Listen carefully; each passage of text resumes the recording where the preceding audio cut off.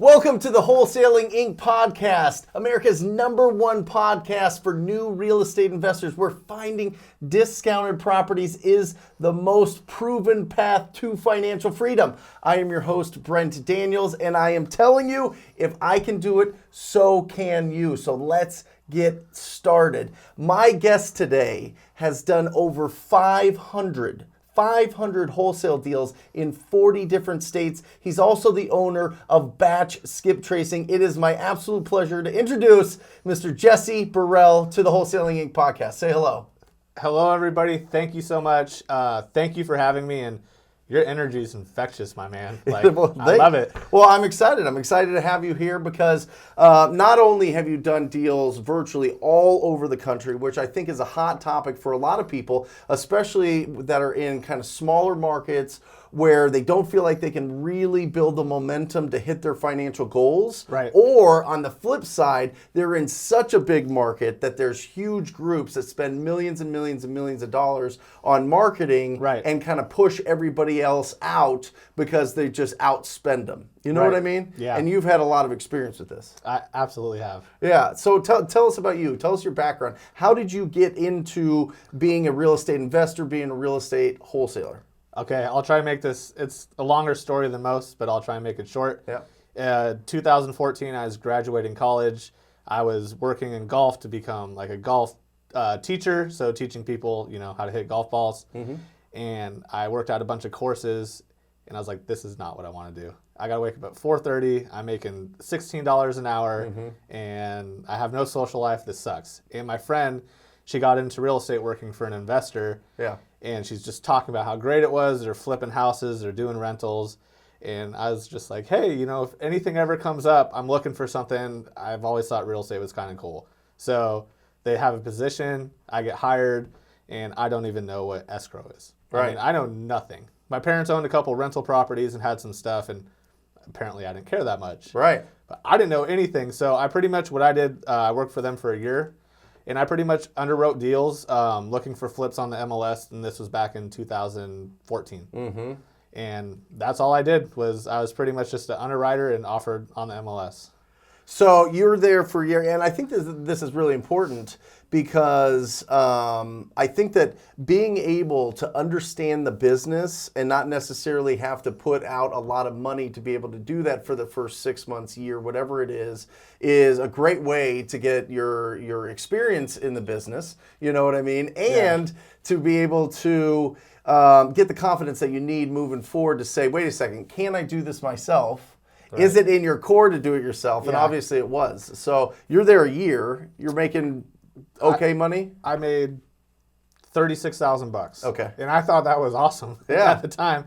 And I got to learn the flips too. So I was really involved. I was very curious. So I would contract them, but like I had to learn how to contract them. So I would go to our projects. The owner at the time, he would show me what a full remodel looked like and how much it would cost. Mm-hmm. He'd show me what a lipstick remodel looked like and how it cost, because when I'm offering on homes, mm-hmm, I need to underwrite. So I was, I guess, an acquisition rep, kind of. Yeah. And that was before wholesaling was really popular. Yeah. So I guess that's how I got started. I've never even thought about it that way. So when Jesse says a lipstick remodel, what he's talking about is typically carpet and paint, no major investment. Usually your budget's kind of lower, right? So you're seeing both sides. You're seeing these properties that need total renovation, yep, and properties that just need a little bit of love to kind of get them spruced up so that somebody will buy it from a traditional standpoint. Yeah, some appliances, new carpet in the bedrooms, maybe new flooring, and a coat of paint on the inside and outside. And you're in and out. Now, was this company wholesaling or was it just fix and flip? It was just fix. I didn't even know what wholesaling was still at this time. So I was finding properties for him to flip, and then we're also buying rentals, and he was from Israel, and he had investors from there that would give him money to find him rental properties. So he made a fortune in the crash. I think he started doing this in 2010, oh, wow, and he's from California. Yeah. So, I mean, so we had a property management side and we had a flip side. I worked on the flipping side, and then I would help out, placing renters in some properties every now and again. Now, let me ask you this, because a lot of people are interested in this, because you said you were finding these deals on the MLS. Right. Things have changed a little bit since 2014. Quite a bit. When was the last deal that you found off of the MLS? Oh, wow. Some people still do it and have some success. Yep. But I haven't bought a deal off the MLS. I mean, my personal house, but 4 years maybe. Yeah. It's been a while. So this is really interesting because there are certain techniques to be able to find or put in a lot of offers on properties that are on the MLS. But I personally, in my business, take the standpoint of I want to go after everything that's off the market, right? Too. I want to go out. I don't want a ton of competition. As soon as it hits the market, typically, at least here in Phoenix, there's 15 other offers, 20 offers, whatever it is. It gets bid up to the point where truly it goes to those flippers or those people that are going to keep it in a rental in their portfolio and not really wholesale deals. Correct. Right? And this podcast is all about wholesaling deals. Heck yeah. So let's talk about off-market properties. Because here's the thing, guys. Jesse's in a really, really awesome and unique position. Jesse has $1 million wholesaling business, and he has an incredibly, it's one of the strongest tools that I use. It's one of the strongest tools that I promote is the skip tracing service through batch skip tracing. So you have 2 companies, right? Yes. Okay. So how do you split your time between both companies? I luckily have 2 amazing partners. So Annie, she runs the day-to-day on the wholesaling. Yep. I'm in all the meetings on there. I help with, some of the properties, or if she's out of town, I'll step in. But yeah, we kind of compartmentalize. She does this, I do that. And then my other partner, Evo, does this. And we're primarily focused on the data companies because we have, multiple products in there now. Love it. And here's the thing. You're mostly focused here in the Phoenix area. Yeah, so our wholesale operation, I have done stuff all over the country prior. We could get back into that. But we decided to really niche down and focus on where we know. And we're flipping now too. So we want to buy in Phoenix to where we have the option to wholesale or flip. We're not set up to flip virtually. Got it. And that's really interesting because you told me before this podcast, on the same day, you closed a wholesale deal in Alaska and in Florida. Yes. That's incredible. Yes. So how did you, let's get to that. Let's speak to the people that are interested. Maybe they're in those smaller markets. Maybe they're in the bigger markets. They want to do virtual wholesaling. They want to go to a market where they feel like they could be the most successful. Right. Give me some tips on how did you pick the markets you were going into, and how do you be successful once you're there? So this will be a lesson on what not to do. Okay.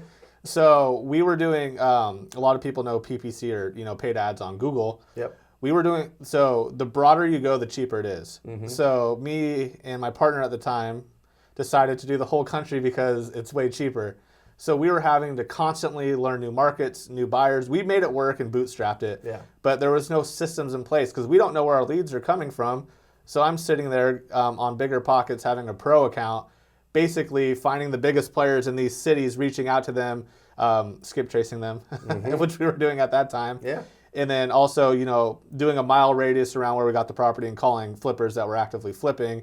And we didn't know how to price them. That was a problem. We didn't know if we had a good deal, an okay deal, or a bad deal. Yep. So it was too much canceling of properties. And if we had a big rip, we get taken advantage of by one of the big players saying, "Oh yeah, I'll buy it for $10,000 more," when they're going to go make $60,000 on a reassignment, and we didn't know that at the time. Well, and that's for anybody going into a new market. That's the 2 biggest challenges off the bat: is this a deal or not a deal or no deal, and then just like Jesse was saying, how big of a deal is it? Right.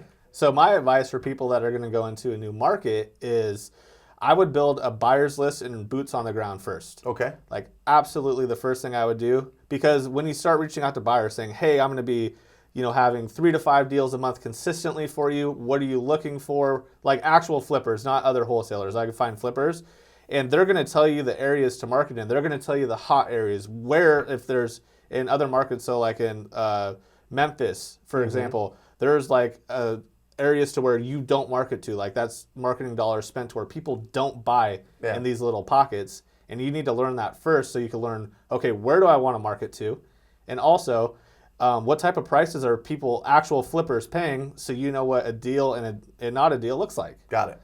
But that's so intimidating. I mean, listen, And I'm just thinking for somebody that's brand new, getting into a virtual market, to call up somebody off of Bigger Pockets or off of, maybe they're getting their information through TTP data, through PropStream, finding the cash buyers, that type of thing, and they've got the phone numbers, and now they're ready to make the call. What do you say to them? What do you say to them if you've never done a deal and you're like, I'm going to be bringing... Do you tell them I'm going to be bringing 3 to 5 deals a month to you? Like, what was your conversation that you were having? Yeah, I was like, this is a new market we're getting into. I mean, I was probably embellishing a little bit, sure, to be honest with you. But just, dude, if you're nice to somebody and call them up, and you teach people to talk to people. Yeah. Call them up and have a conversation. Yeah. I mean, I'm providing value to them. Hey, most of the time when I call them, though, it's when we already had something contracted. Right. I love that. This is a huge point. Because I always tell my TTP family members in the program that, listen, if you really want to build up your cash buyer database, have something to sell to them. Yes. Right? Absolutely. Because it's a lot different of a conversation that says, hey, I've got this deal here. Do you want to take a look at it, see if it fits what you're looking for, versus, hey, I'm going to find some deals. I'm going to be there. Yeah. Because they get a lot of those calls or a lot of those conversations or people reaching out or DMing, and it never turns into anything, or really they're looking for somebody to help them comp and try to figure it out. But if you bring something to them, all of a sudden now you're taken more seriously. Yeah, and virtually, if you don't have a deal, luckily we had deals, but it might be a little investment. My best thing is start in your market and learn it and understand it. Yep.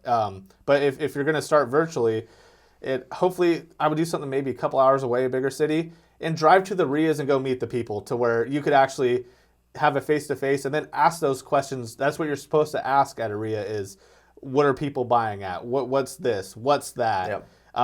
That's today, if I were to restart, that's how I would do it if I was going to go virtual. I'd make sure I was within a couple hour distance, spend a few dollars in gas, and go talk to them, and then have the deal. And that's where you could start expanding your network. Love it.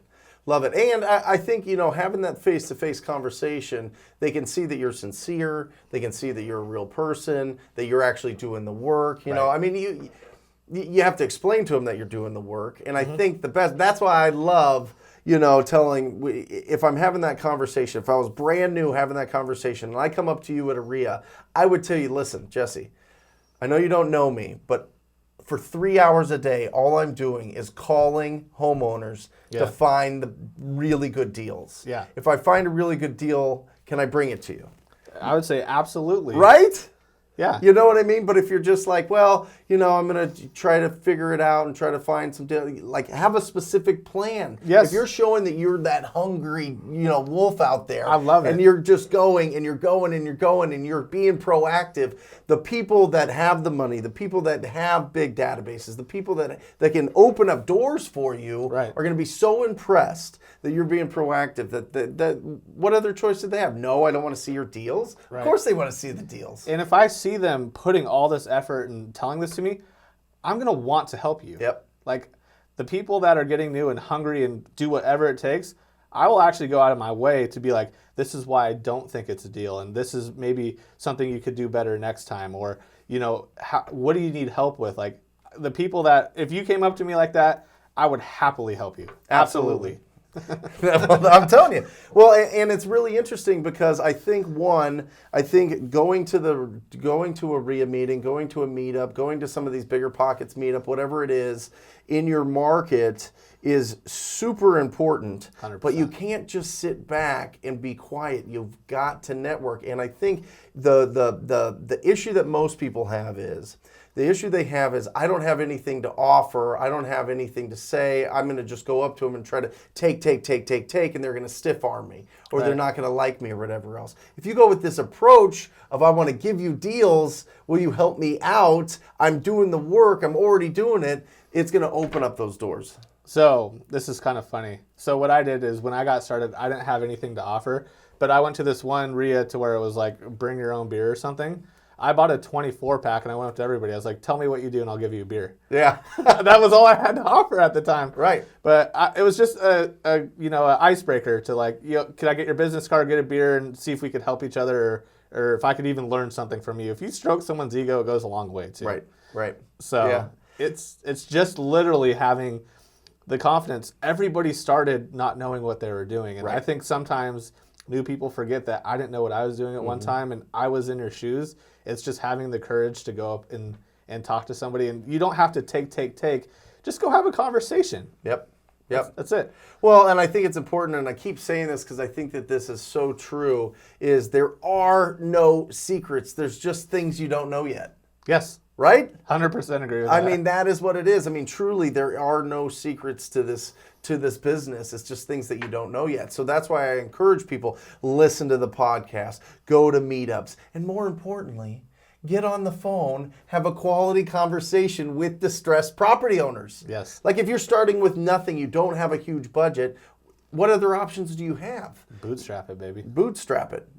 And that leads me to something that I think is really important, because what I try to push and impress and focus, as much content on is the key to this business is quality conversations with distressed property owners. Now that seems like a very simple sentence, but if you break that up, there's magic in there. There's power in there. Right. Having a quality conversation, understanding the personality types, understanding the communication types. Yeah. But then the second part, this is where you guys really come in. Truly, you revolutionized the whole business. You really did, because having the distressed property owners of that sentence. Talking to distressed property owners, focusing on that, focusing your efforts on the distressed properties, that's so key, and you're providing the phone numbers for those through batch skip tracing. Right. So that's a big part of it, is you're saying, talk to these people, what's the best way to talk to them? And we've spent a lot of time, a lot of long hours, and a lot of effort making sure that we're providing your students and everybody the best possible data out there, because it's for those people that are just getting started. And it's for the people that need to get their first deal. If they have the right data in front of them, and then you're showing them how to talk to people the right way, it's just a recipe for success. And I think that's why we've had such a great relationship, because I'm able to add some value here, and then you're able to add the value there. And then these people, you have so many students that are absolutely thriving because you came to us and you tested our data. Yo, is this good? I'm going to test this. Months of testing. Yes. Yeah. And you asked us, I'm like, it's great. And you're like, well, I'm not promoting anything until I use it, until I see it, until I believe in it. And we had to sell ourselves to you and prove ourselves to you, because you're very, very particular with who you promote, because you have to believe in and you test. I have to use it. And use it, exactly. Yeah. Well, and I think it's really important. I mean, if you look back in the day, you weren't able to get accurate phone numbers. It was like this guarded, information that only a couple companies were coming out with, and it was like you had to go through all these hoops and all these qualifications to be able to get the data. You guys broke through, were able to provide it to anybody now. You know what I mean? You can provide it now, and people upload the list, they get the numbers, and they're off and running. The best part that I love about this, Jesse, the best part is there's no excuses. That's true. There's no more excuses. There's no more, I can't get the right numbers. There's no more, I made a ton of calls and they're the wrong numbers.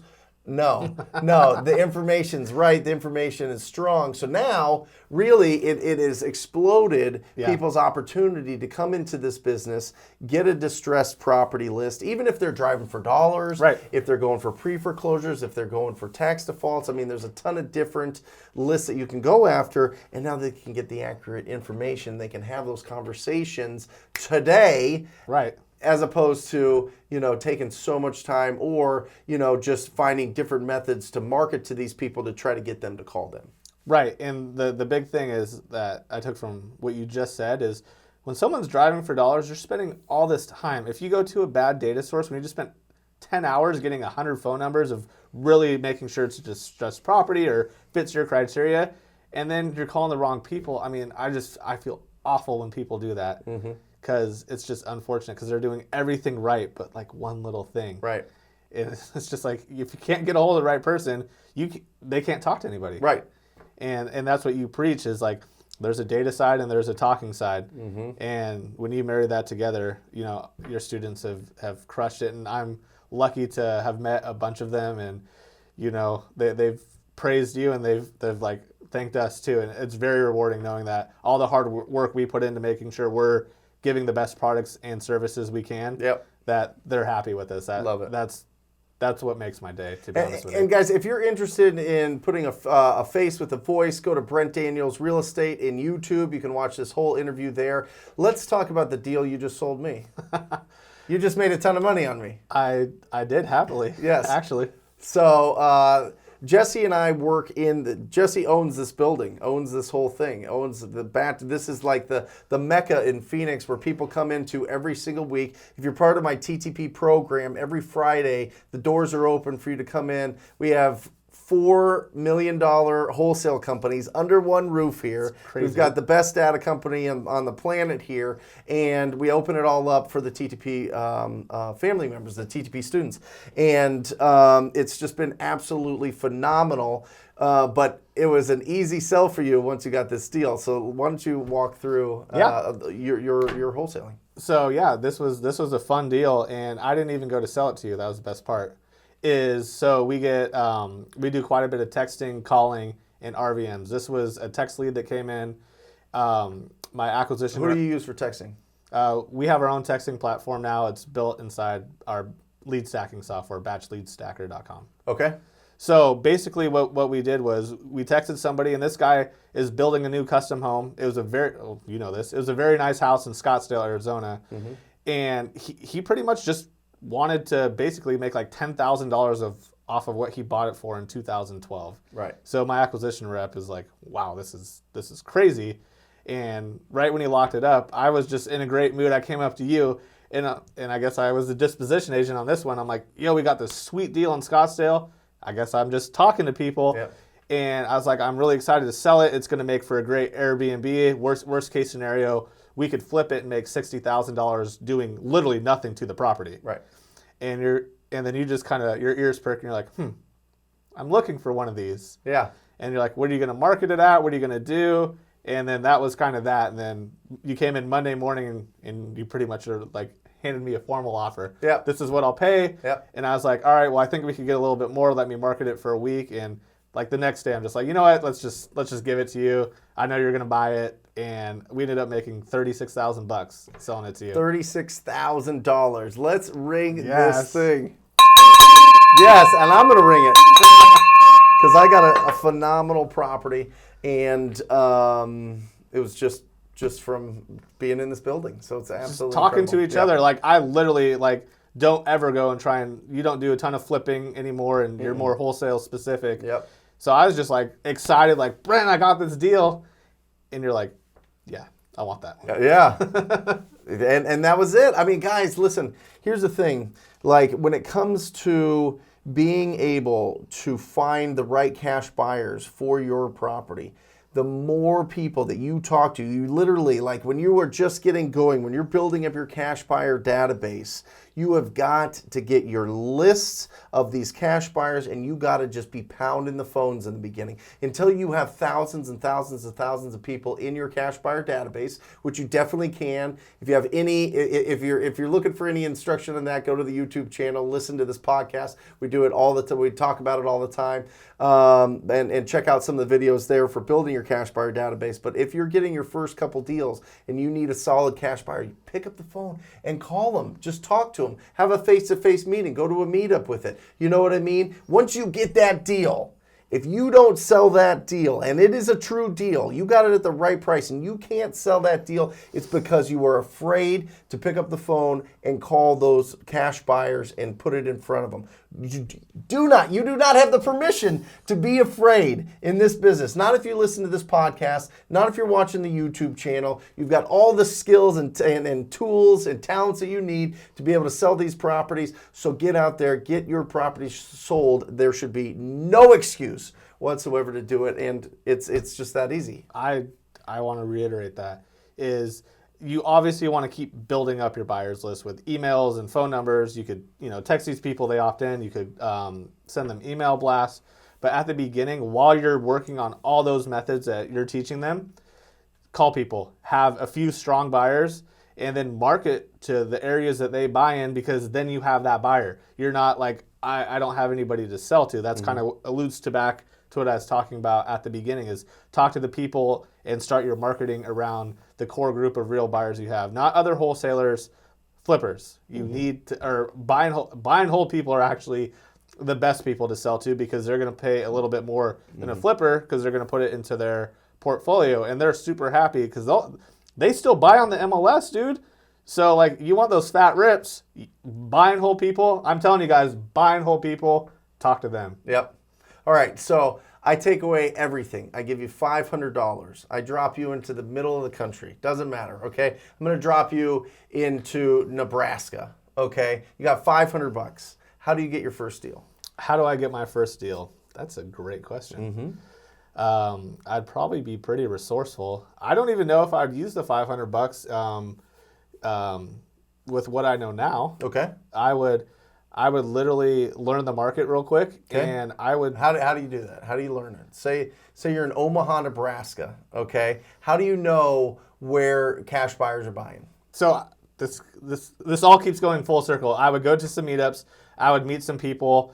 I would go look for buy and hold people. I get on every list I could, and I'd probably try and daisy chain a couple properties. So buy from a wholesaler, sell to a buy and hold person, even just make a couple grand and start building that up while I could. And then I would probably, with that money, once I had a little bit more, I would skip trace it, and I'd probably text message or cold call. Actually, I would do both. I would cold call because that's just my time and effort getting a hold of homeowners. And then the most expensive part is the skip tracing. Text messaging just costs a couple cents per message. So I would be texting those same people to trying to get a hold of them. Awesome. And a specific list? Would you drive for dollars? Would you pull up a list? I would get the city code violation list in Omaha, Nebraska. I go figure out how to get that from the county.